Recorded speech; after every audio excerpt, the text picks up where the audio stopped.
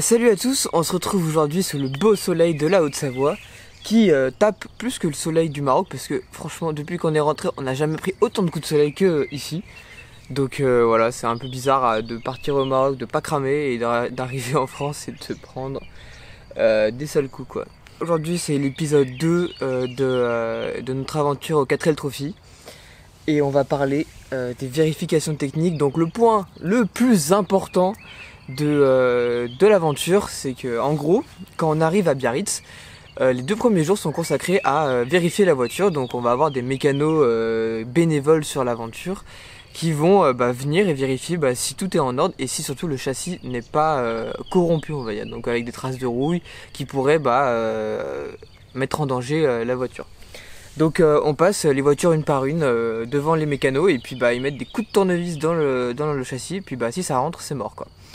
Donc voilà, c'était un moment un peu stressant. Nous on a eu un petit souci au niveau des pneus mais rien de bien compliqué.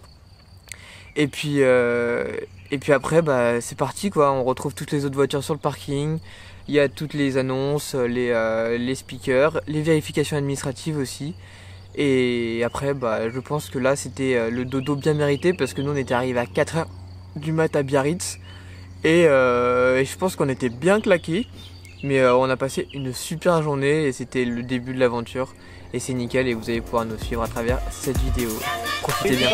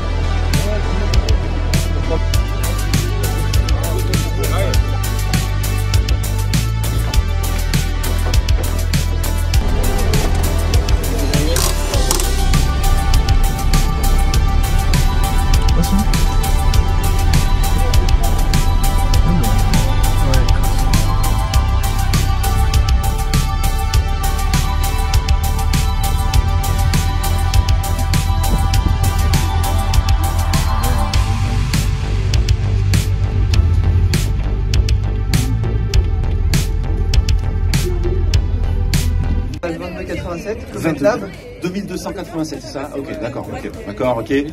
Vos prénoms? Jim et Rémi, vous nous venez d'où? De Bourg-en-Bresse. Très bien, racontez-nous un petit peu cette innovation, les raisons pour lesquelles vous êtes inscrits dans le 4L Lab. Alors du coup, nous on est la 4L bleue que vous voyez tout au bout, avec l'énorme klaxon que vous avez peut-être pu entendre en arrivant. D'accord. Voilà.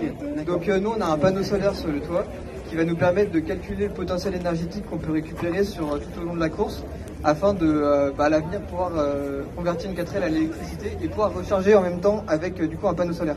Ah c'est énorme, donc c'est un travail de recherche qui va être forcément très utile pour l'année prochaine et parce que l'année prochaine vous revenez justement pour peut-être encore mettre à profit tous les enseignements et les résultats. Pas forcément, mais pour d'autres équipages qui auraient besoin de ces données-là, on va les mettre à disposition sur internet pour qu'ils puissent avoir le potentiel qu'on peut tirer du soleil. C'est de l'innovation open source pour le coup, tous les résultats seront disponibles pour justement que d'autres équipages continuent le travail que vous avez bien débuté. Merci à nos amis, bravo pour cette belle innovation, applaudissements, on continue de faire le tour de nos innovations. Avoir de la sollicitation voiture, voilà, à mon avis, parce qu'en plus ça vous est touché. Tout le monde vous arrête.